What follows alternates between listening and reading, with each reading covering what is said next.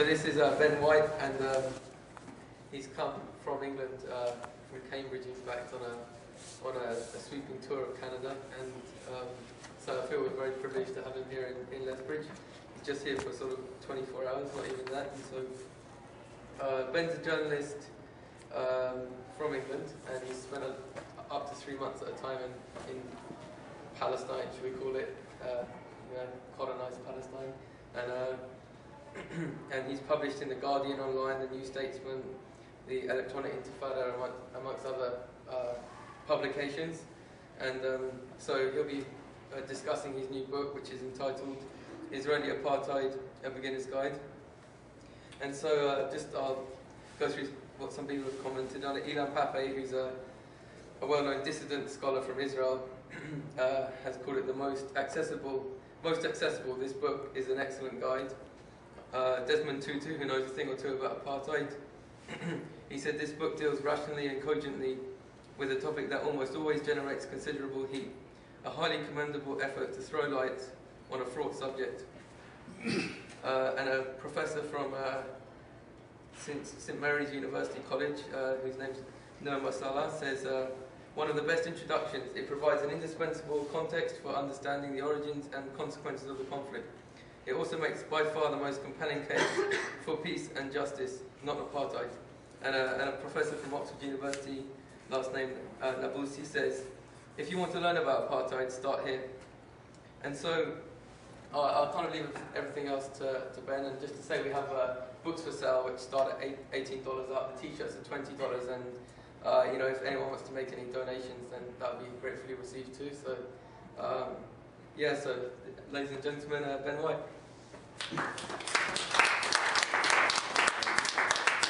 Thanks very much for the introduction, and thanks to the kind of SPHR guys here locally for taking care of me while I'm here, and across Canada as well.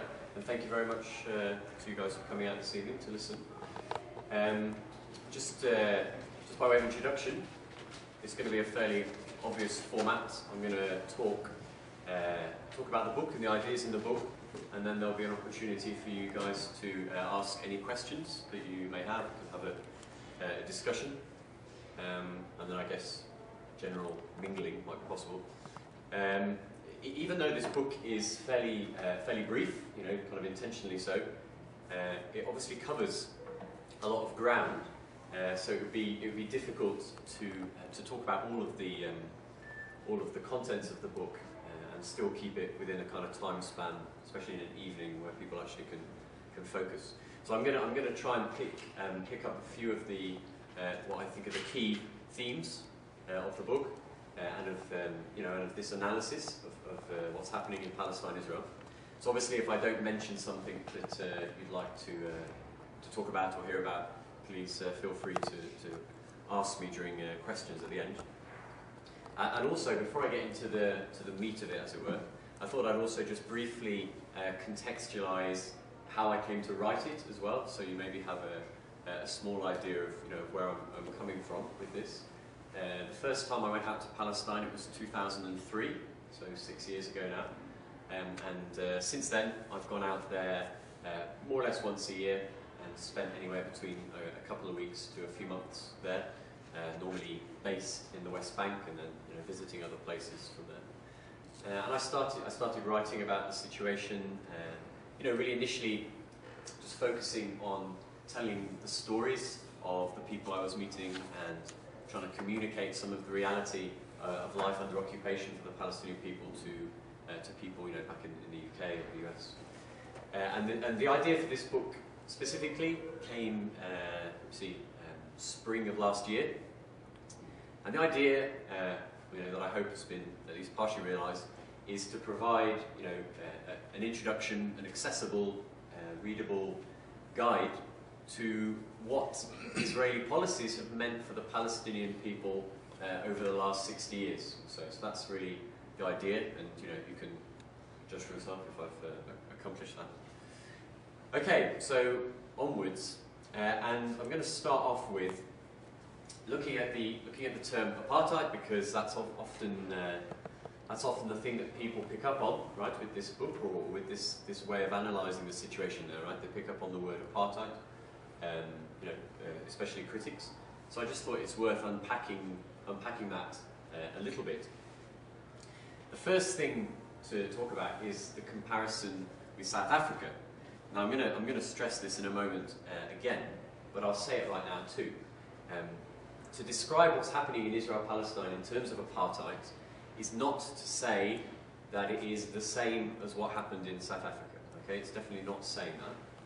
But there is a comparison to be made, and it's not even a new comparison either. Right? I mean, maybe it's become more of a discussed or kind of entered the mainstream a bit more in recent times. But that comparison is not a new comparison. And when you compare the two, historical apartheid South Africa and Israel, there are some similarities. And there are also some important differences too. I'm just going to talk first of all about some of the similarities. I think, to be honest, the main similarity, it's more the kind of the principle, as it were, or kind of the core of what's going on before you look at the kind of practicalities of it. So I've put here the similarity, the intention to consolidate and enforce dispossession, securing the best land control over natural resources for one group at the expense of another. Okay, so that is what I'd say is a key similarity between the two.